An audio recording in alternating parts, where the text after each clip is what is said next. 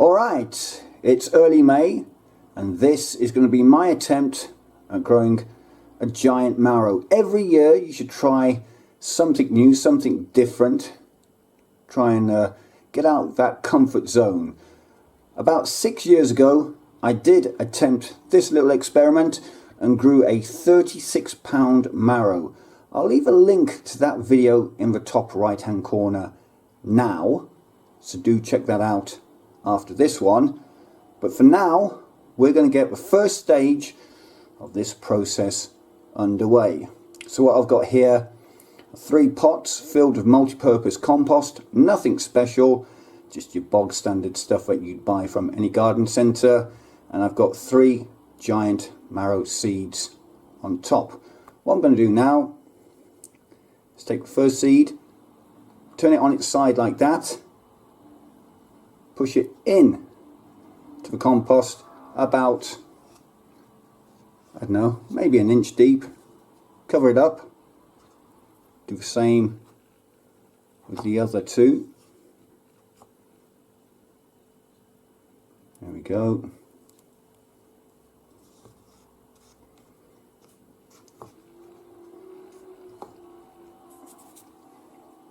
I'll give them a water in a second, and that's it for this stage of the process.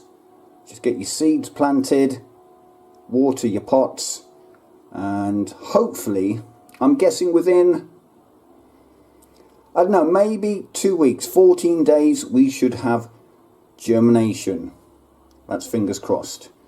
All 3 pots are now watered. What I'm going to do now is just leave them on this kitchen counter. If you've got a greenhouse, that will do. I don't have a greenhouse, and I'll just leave them on here until they germinate. The more heat you can give them, the better. So if you do have a greenhouse, that might be better than what I've got. It will push the germination process on a lot quicker. Alright, let's catch up with them later on in this video. Exactly 7 days later, we have our first seed germinating on the left there, and if you look dead center at the pot on the right, you can just see the first signs of a seed germinating in that one there. Nothing so far in this pot here. We're about a week and a half on from the last clip. As you can see, these marrow plants are absolutely busting a gut to get out of those pots and be planted up at the allotment. The third one is doing equally as well as these 2. I've just gifted that to my dad because honestly I only need one of these to take. I will plant both up at the allotment and we'll see what happens. There's a few dark clouds over there. I've heard a rumble of thunder or 2. Patch of blue. So I'm going to try and make this quick. Alright, I've dug a hole. I'm going to fill it with multi-purpose compost and get the first marrow planted there, obviously. That's the length of the bed. I'll plant the other marrow at that end somewhere.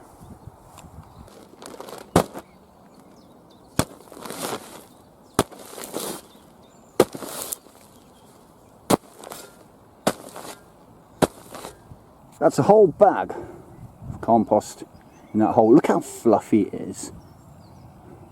The marrow is going to happily sit in the center of that and feed off all this during its growing period. Marrow number 1 planted. You'll notice that I've created a ring around the actual plant itself, so it sits lower in the actual soil itself.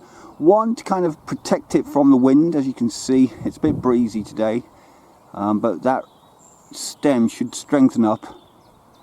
And also, when it rains, I've created that like well, so the water will run in to the center there and help keep that plant fed and well watered. And marrow number 2 is at the other end of this bed. Again, same method, planted in a slight dip, outer ring, raised edges to protect it from the wind a little bit, and also create that dip effect for when it does rain. The water will pool in the centre there and feed the plant. I've been brewing up a bucket of comfrey and nettle soup or tea, although you wouldn't want to drink this stuff. It acts as dynamite. It's liquid fertilizer which the plants absolutely love. And I'm going to be feeding those marrows with this stuff in diluted form over the coming growing season, and hopefully we'll get a big marrow at the end of it.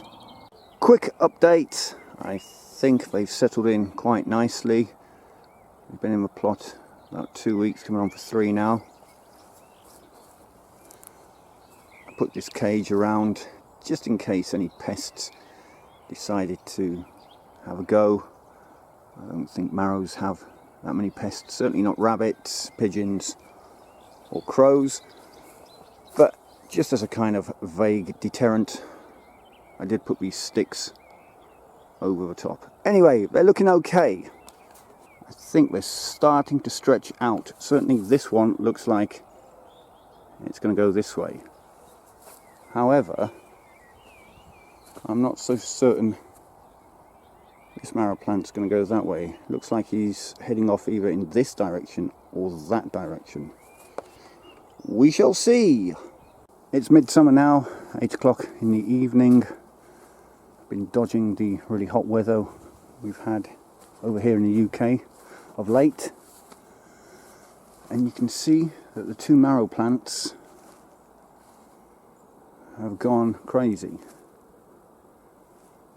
This one here, I had to put this wire mesh around the plant because I've got a rabbit or 2 on the allotment this year, which is frustrating, and he was getting in and he was starting to chew on the marrows themselves. I've got one there, but this is the one I'm going to focus on for this season. This big boy here who's definitely set. And then we have the second plant here, which, I mean, is having a go. It's scrambling around.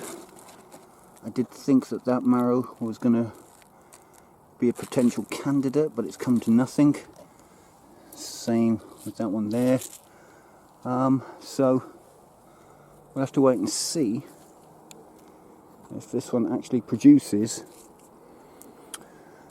a worthwhile fruit or vegetable, or whatever you want to call a marrow. But if that doesn't do anything,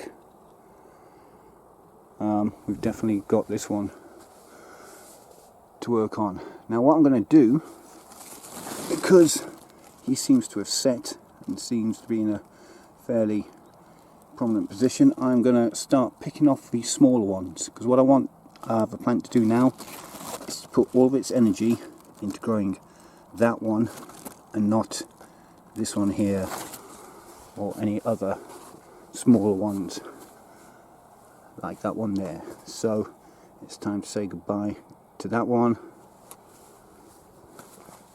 that one, that one. You get the idea. 11 extra marrows cut from those 2 plants. Like I said, all we want now is for the marrow plant to focus all of its energy into growing that one particular biggish marrow that seems to have developed quite nicely. That's what we're going for now. So these guys are surplus to requirement if we want to try and grow a big one. A bit of maintenance and housekeeping is required. I'm going to weed in between this marrow plant here. There's the boy under the netting. Put him under the shade netting because you don't want him to ripen off too quickly. That's according to the professional growers of these big boys here. like I said, I'll weed this guy as well. And then on this second plant, we finally got a marrow that has set, and that will be my second attempt at growing a big marrow this season, but from this particular plant. Anyway, let's get weeding. There we go. It's not perfect, but you don't watch my videos for perfection, surely. As you can see, there are still weeds around. I've taken that cover off just so you can actually see the size of the marrow at the moment. So yeah, there we go. That's that one there. I've removed the cage from this second plant. Again, it's not perfection, but it will do. And there he is. Now the professionals, those who grow champion marrows, would cover these tendrils, because what you want to have happen is these tendrils burrow into the ground and take more nutrients to help fatten up this boy here. But as I'm a lazy gardener, honestly, I can't be bothered. I might cover one or two, say that one there, and maybe that one there, but I just rely on most of the nutrients coming from the main stem of the plant itself. Now, all I have to do is fill up the watering cans and give these guys a big old drink. I use one complete watering can of comfrey tea. They also like seaweed, a seaweed fertilizer, liquid seaweed in this case. So I've run out of it, and like I said, I'm going to use comfrey tea in a watering can, diluted, and then a full 10 litres on this plant and a full 10 litres on this plant.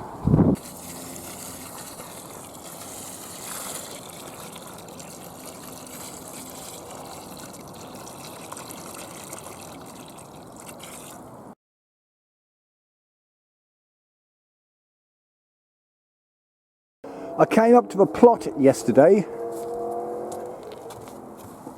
to find this had happened. The bloody slugs have been having a hollowing out party, it seems. There you go. So this marrow is kaput.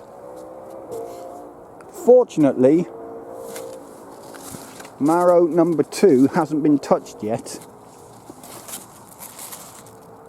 And there it is.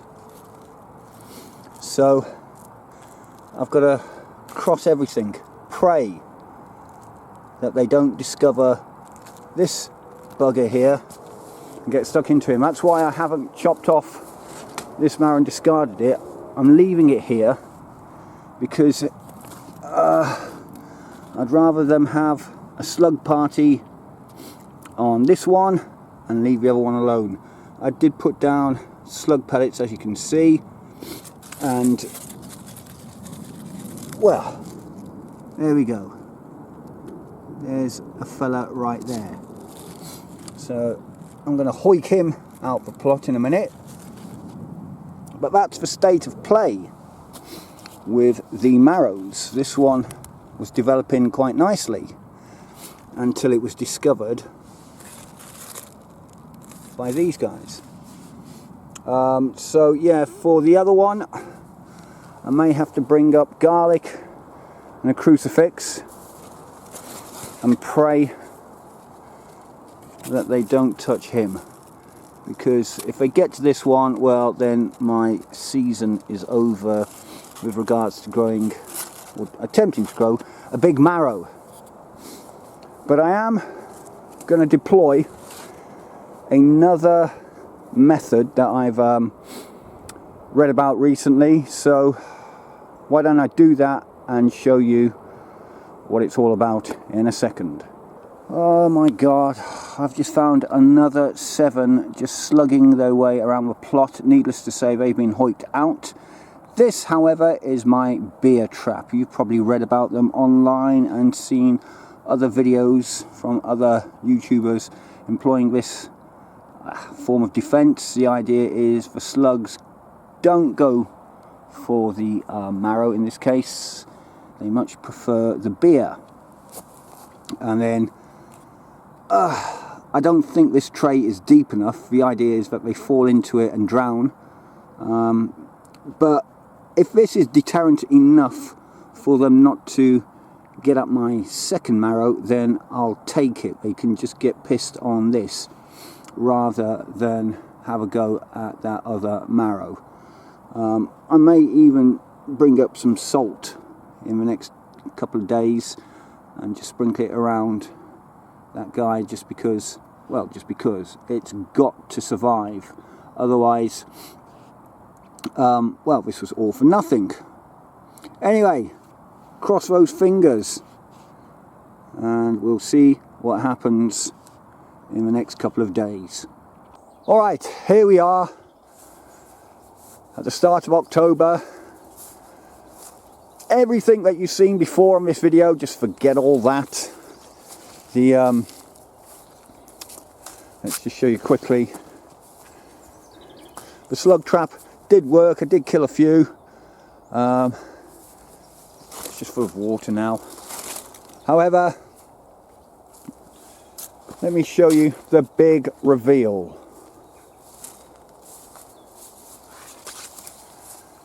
Look at the size of this bloody marrow. As you can see, the rabbits have been nibbling at it. I had to cover it up with some mesh. Let me do that. And the scale. There you go. This big beast has taken me, well, most of the season to grow, and I'm really chuffed with it. I'm annoyed with that. Should have cut it at least 2 weeks ago when it was ready. However, it's just been raining continuously over here in the UK. But there we go. That is that. Alright. The next video will be me cutting it and weighing it. But for now, here endeth the growing process of the big marrow. And before I finish off with this one, let me just show you. I've got a slightly smaller specimen growing over here.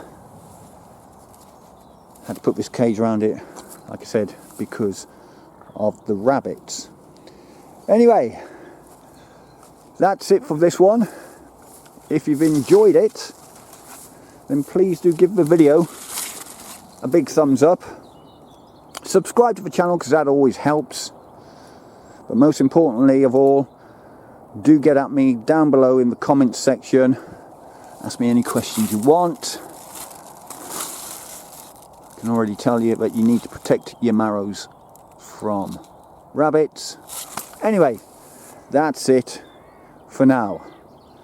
Alright, until the next one, bye for now.